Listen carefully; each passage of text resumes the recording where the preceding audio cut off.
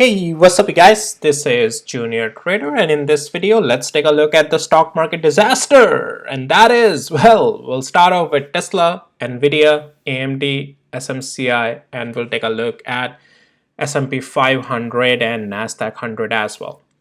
Now you can see it on the right side of my screen. Most of the stocks, well, pretty much, well, the stocks that are visible to you, everything is red, right? However, out of these, all the red stocks, though yesterday is a huge sell-off pressure, but there are still few of them that, even though they are red today, but they are setting up for possibly a strength, and those could be the good big cap stocks to buy now because they are at the low that the market is giving that opportunity.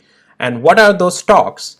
Well, I'll be talking about those with the members only, 50 plus stocks coverage. Details are in the description below if you are interested to know more about that. And also if you are interested in the trading tools, check out the details in the description of this video. All right. Now, so for this video, as we'll take a look starting off with Tesla, before that I want to let you also know, none of this is any financial advice, only for education purposes, just sharing my opinion. Please do your own thing.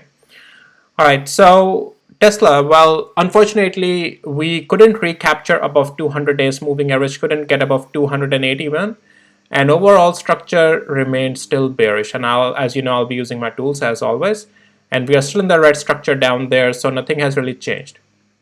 Now, it has opened up the doors to, it's more or less, if we don't regain, pretty much this is the zone, right? 276 to 280. If we don't regain this by tomorrow, we don't close above it, and we start to flush lower than 260. Well, we technically have opened up the doors to the magnet, the next magnet below. And I have told you this level before as well, but I said, well, we'll put it back again if things will develop that way, and they are developing now that way. And that this is the zone, guys. 212 to 225. This is a magnet for Tesla. All right, so well, technically, yeah, this is where we have a possibility of heading all the way down to, right? As if we can't regain anything above 200 and the 75 area to 280, and Tesla continues to remain in the downtrend for us. Let's get to the hourly interval. And so for today also, I mentioned that, well, if we want to see a good uptrend, we still need to get above that $280 level with the 200 days moving average. We didn't do that. We just continued to collapse, and we have that continuation to the downside, right? So no, and even if tomorrow any good rebound, if you're looking for that, well, you will have to let Tesla get above 269 first. Otherwise, no. It's just in a complete downtrend. So yeah, it's that's the structure, guys. That's the price action, yeah, it's still in the downtrend. Okay, now that's pretty much what to watch. We're in the downtrend. If we don't regain 269, we will still remain in the, not even a rebound possibility will develop below 269. Will still remain bearish, and technically looks like there is no good uptrend as well. Build up, even like 280 is like a good build up if we get above that without breaking further below. But rebound will be 269 above if we do that, a little bit intraday uptrend. Otherwise, no, just it's a downside. It's still gonna continue down. It's just bearish. All right, and as I said, below 212 to 225 is the level now, the zone. All right, to watch.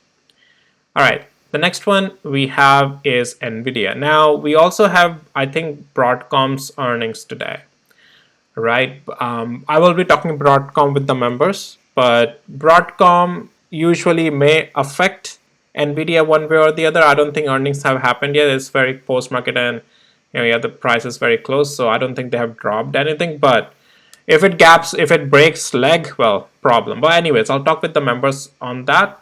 And if Broadcom has to affect Nvidia, we'll see. But as we'll talk about the price action on Nvidia, you will still get to know everything, what are the levels to watch, and if Nvidia or any semiconductors have to save themselves even after Broadcom earnings, whatever it affects these semiconductors as well, what those levels we need to watch. Now, Nvidia still remains bearish for us. It's still in the bearish structure. All right, and also on the hourly interval, as I said, guys, the good uptrend play will be today if we get above 118. Well, unfortunately, we stayed below that and it was a downside play. I said that. I told you yesterday $110 is possibility what we'll test if we don't break out above 118 and start to lose this level below 115, right? 110 is that retest will do. Precisely, we got there. My tools marks all these levels automatically for you. Check out the details in the description of this video if you're interested. All right. Yeah. So now, what to watch tomorrow? Well, unfortunately, anything below 113 is just a downtrend. Even if you are looking for a rebound, that rebound only for a day will be above 113. If we don't get above that, well, forget it. We are still bearish. Intraday as well. Overall, we are bearish. Overall, it will take a lot of time, a lot of uphill climbing that Nvidia will have to do if we have to. Right now, I'm not seeing any structure like that. It will take 2-3 days of build up before we can even start to talk about or identify, okay, there is something on the bullish side building up. Right now, no, it's just bearish.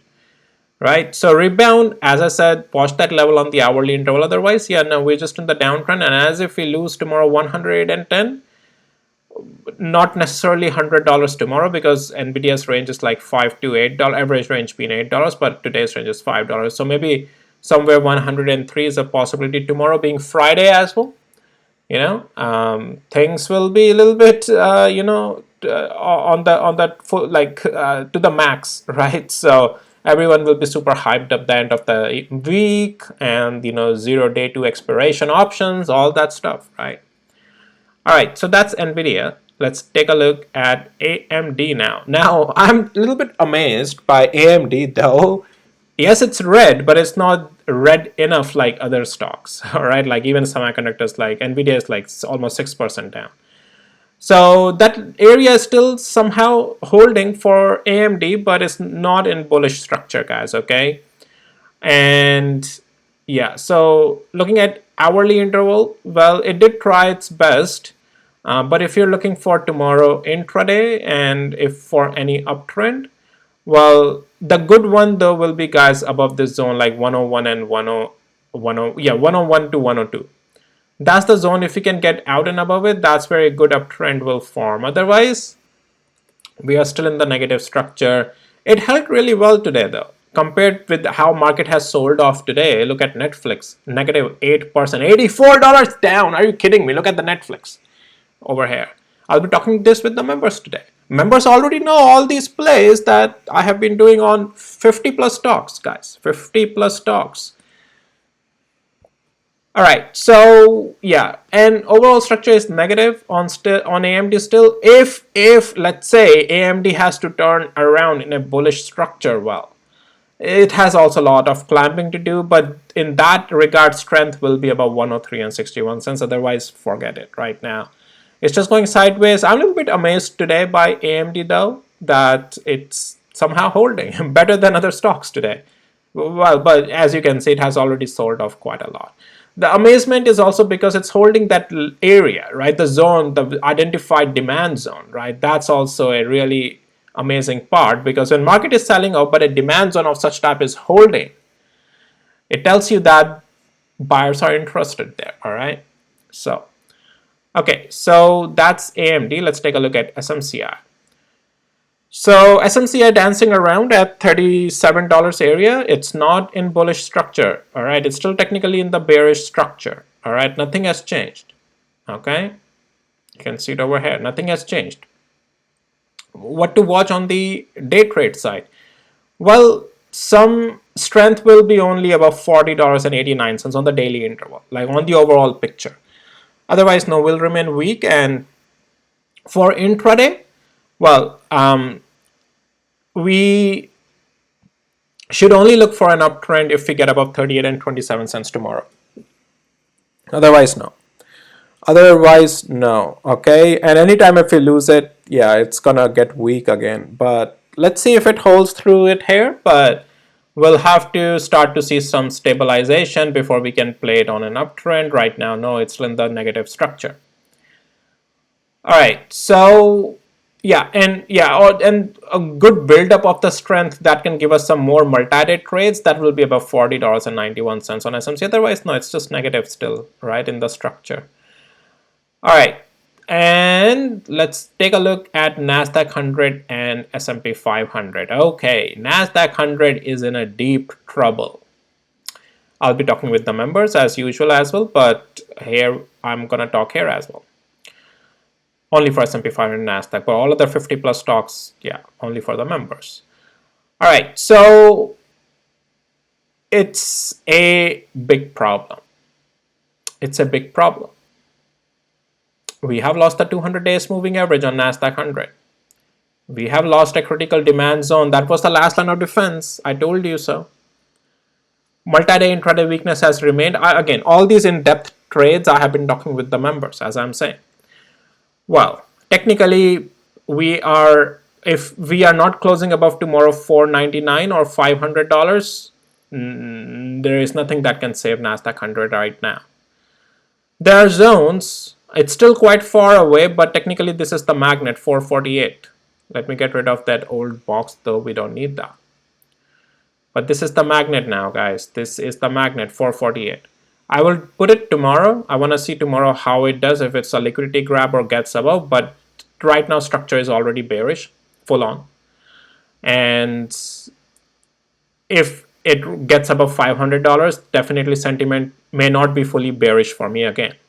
And that's why we have to manage the position, stop loss, risk management, all that good stuff, position sizing and all that, size in and out, all that good stuff. Staying with the structure is what is important. Below $500, no, it's going down. It's going down. Big time, market disaster. Kaboom! All right, S&P 500. Now, S&P 500 somehow is holding above 200 days moving average. In the post market, I do see a little bit going up. Let me check QQQ. Yeah, no, it's not too much up, right? It's just a post market thing. There are some earnings today. I'm forgetting which the second one is. I know I'll get to know when I'll be doing the stocks coverage with the members, but one I know is the Broadcom, and the one I'll see when I will be doing 50 plus stocks coverage. But they're not earnings in a way that will affect, market as all in all. All right, so S&P 500, 200 days moving average, trying to hold that. It's already weak enough though that if any time we lose it, we have a problem, and 565 is a disaster if we start to lose that as well. Let's get to the hourly interval on S&P 500. Well, so a good intraday strengthful play on this will only be if we get above $580. That was also the level I provided you yesterday to watch today. If we stay above it, look for upside, 580 above. Otherwise, no, we're gonna get weak. And similarly on QQ is what I said, along the same lines, the level.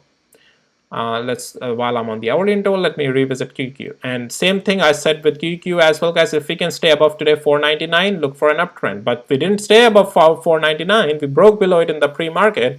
And you can see the retest close to 499 got sold off. So that was your confirmation of the short play because we already broke that. Similar concept applies on S&P 500 as well. So now I'm back on S&P 500, all right? So yeah, right now, no, I will only consider its strength on S&P 500 intraday above like 580. So let's see what it can do tomorrow. And but yes, right now, just at the edge, right? It's at the edge. Okie dokie, guys, that's all I had for you in this video. And if you found it helpful, valuable, please hit the like, subscribe, and don't forget to check out the details in the description of this video for 50 plus stocks coverage and trading tools if all that interests you, all right? And I'll see you in my next videos, guys. Take care. Bye.